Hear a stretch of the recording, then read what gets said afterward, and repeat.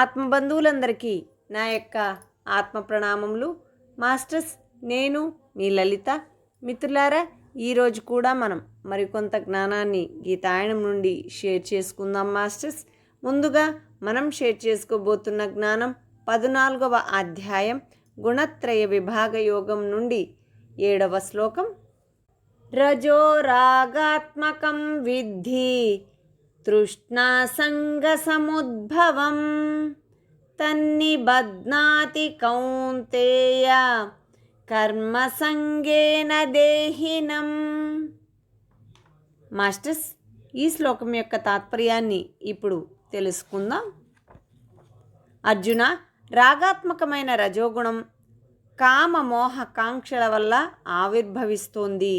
ఈ గుణం జీవుణ్ణి కర్మల చేత బంధిస్తుంది. మిత్రులారా, ఇప్పుడు మనం 8వ శ్లోకాన్ని షేర్ చేసుకుందాం. తమస్త్వజ్ఞానజం విద్ధి మోహనం సర్వదేహినాం ప్రమాదాలస్య నిద్రాభి సన్నిబధ్నాతి భారత. మిత్రులారా, ఈ శ్లోకం యొక్క తాత్పర్యాన్ని ఇప్పుడు తెలుసుకుందాం. అజ్ఞానం నుంచి జనించే తమోగుణం జీవులను భ్రాంతిలో ముంచివేస్తుంది.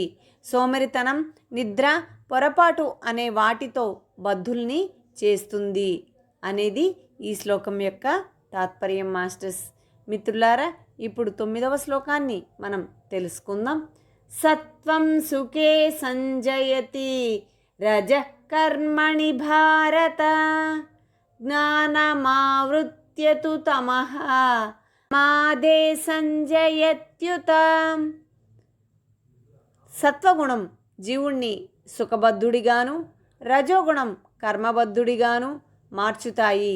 తమోగుణం జ్ఞానాన్ని మరుగుపరిచి ప్రమాదాలను కల్పిస్తుంది అనేది ఈ శ్లోకం యొక్క తాత్పర్యం. మాస్టర్స్, మిత్రులారా, ఇప్పుడు 10వ శ్లోకాన్ని మనం తెలుసుకుందాం.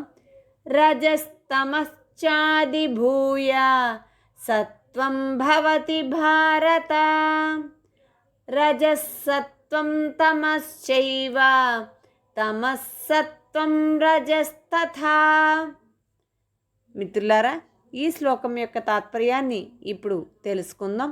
అర్జున, ఒకప్పుడు రజస్తమో గుణాలను అణిచి సత్వము, మరొకప్పుడు సత్వతమో గుణాలను మించి రజోగుణము, ఇంకొకప్పుడు సత్వరజో గుణాలను అణిచి తమో గుణము ఆధిపత్యం వహిస్తూ ఉంటాయి.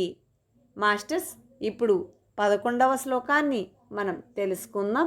సర్వద్వారేషు దేహేస్మిన్ ప్రకాశ ఉపజాయతే జ్ఞానం యథా తథా విద్యాద్ వివృద్ధం సత్వమిత్యుత. మాస్టర్స్, ఈ శ్లోకం యొక్క తాత్పర్యాన్ని ఇప్పుడు తెలుసుకుందాం. ఎప్పుడైతే సర్వేంద్రియాల ద్వారా జ్ఞానం ప్రకాశిస్తోందో అప్పుడు సత్వగుణం వృద్ధి చెంది ఉన్నట్లుగా గ్రహించు. మాస్టర్స్, ఇప్పుడు 12వ శ్లోకాన్ని మనం తెలుసుకుందాం.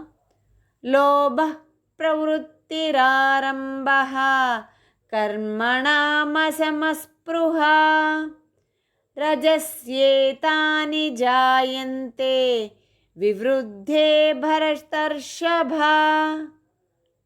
మాస్టర్స్, ఈ శ్లోకం యొక్క తాత్పర్యాన్ని ఇప్పుడు తెలుసుకుందాం.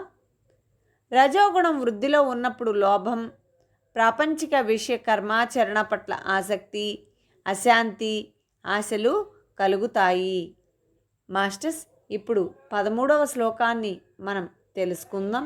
అప్రకాశో ప్రవృత్తిశ్చ ప్రమాదో మోహ ఏవ చ తమస్యేతాని జాయంతే వివృద్ధే కురు నందన.